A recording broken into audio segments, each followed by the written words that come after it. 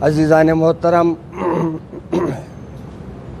مسلسل موجودہ حالات پر آپ حضرات کے طرف سے توجہ دلانے پر آج یہ نشست رکھا۔ سب سے پہلے تو میں مسجد گرانے پر ہمارے سی ایم صاحب کی مذمت کرتا ہوں، اور ان کے بارے میں میری ایک ہی رائے ہے، وہ جس کی سالگرہ بنائے وہ انہی کے چیلے ہیں۔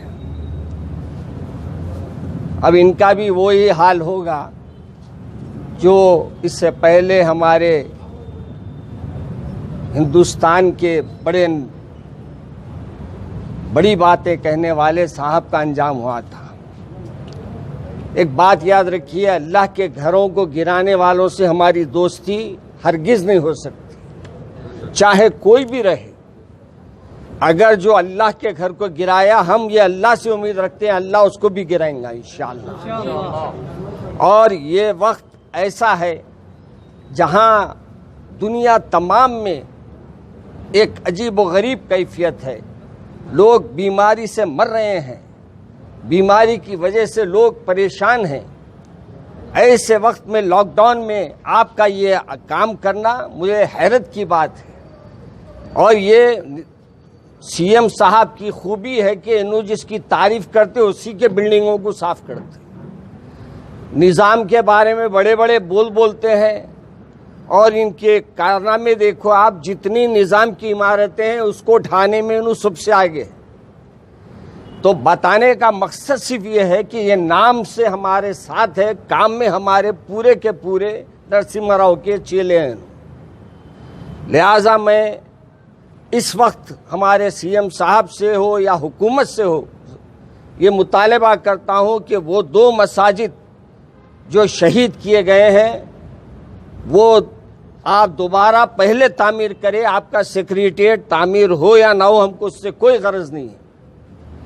دوسری گزارش ہماری یہ ہے کہ عثمانیہ دواخانے کو آپ بجائے اس کے کہ گرا کے دوسری عمارت بنانے کے، اسی کو آپ چاہے تو نئے سرے سے تعمیر کر سکتے ہیں، اور اس وقت جو بیمار بیچارے وہ دواخانے میں پڑے ہیں ان کے لیے وینٹیلیٹر کا انتظام کیجیے، ان کے لیے دواؤں کا انتظام کیجیے۔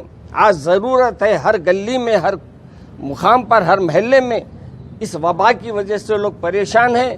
اس میں کوئی ہمارے حکومت کے طرف سے زیادہ آگے بڑھ کے کام نہیں کیا جا رہا ہے۔ ہم حکومت سے مطالبہ یہ بھی کرتے ہیں کہ اس سلسلے میں وہ سخت طور پر ایکشن لے اور اپنے تعمیری کام کو جو ہے وہ مکمل کرائے، اور عثمانیہ کی بلڈنگ کو نئے سرے سے جو بھی اس کے کمزور یعنی جہاں سے یہ پانی وغیرہ آ رہا ہے ان چیزوں کو روکنے کی کوشش کرے، اور ان عمارتوں کو اہمیت دیجیے۔ آپ صرف نام لے کے خوش مت کیجیے، اگر واقعی آپ ان کو چاہنے والے ہیں تو ان کی عمارتوں کو بھی مضبوط کیجیے۔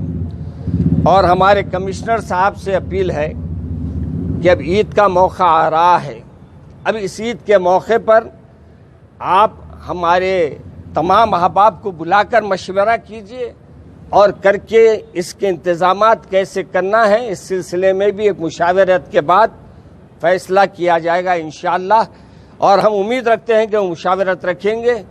اور دوبارہ ہم یہ بھی کہنا چاہتے ہیں کہ ایک مسئلہ آج کل قربانی کا جو چل پڑا ہے، قربانی ہر ایک پہ ہے۔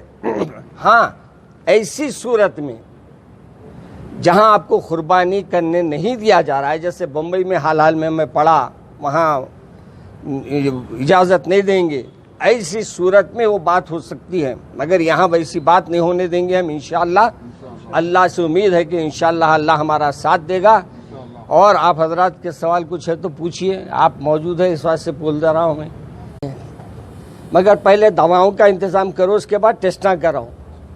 ٹیسٹاں کرا لے رہے ہیں، دواخانوں میں جگہ نہیں ہے، کیا کرتے؟ اچھا، گھروں میں لا کے علاج کریں گے بولے تو گھروں میں دوائیں خریدنے گئے تو دوائیں اتنے مہنگی کر دی گئی ہے کہ دوائیں لینے والا بیچارہ دوائیں دیکھ کے، دواؤں کی قیمت دیکھ کے ہی دم نکل جا رہا اس کا۔ پہلے دواؤں کو کنٹرول کرو بولیے ہمارے کمشنر صاحب کو، ہمارے چیف سیکریٹری صاحب کو کہ پورے میڈیکل شاپوں پہ دھاوے مارو بولیے، یہ ڈاکٹروں پہ جو دوائیں رکھ لے کے بیٹھے ان سے حلق میں سے نکالو بولیے، اس کے بعد ٹیسٹا کرائیے۔ اس سلسلے میں آپ لوگ گورنر صاحبہ سے جا کے نمائندگی کریں گے؟ نہیں، گورنر صاحبہ ہے، آپ ہی بول دے رہے ہیں، اب ان سے انشاءاللہ اس میں ہم کوئی کمپرومائز نہیں کریں گے۔ اللہ کا گھر ہے وہ، یقیناً انشاءاللہ وہاں 2 مساجد بنائے بغیر ہم نہیں رہیں گے۔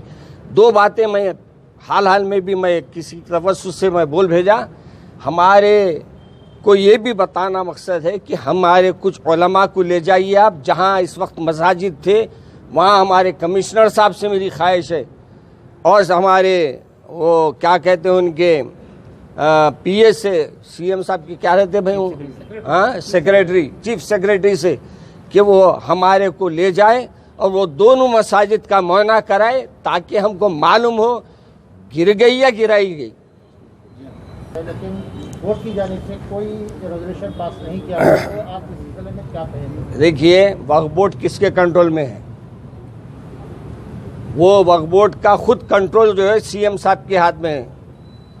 اب وہ وقف بورڈ کے اندر بیٹھنے والے کون ہیں وہ بھی آپ جانتے ہیں، تو اب اپن سی ایم سے مطالبہ کریے، سی ایم سے لڑائی ہے ہماری، کسی اور سے نہیں ہے ہماری، کیونکہ گرائے انہوں جواب دینا ہمارے۔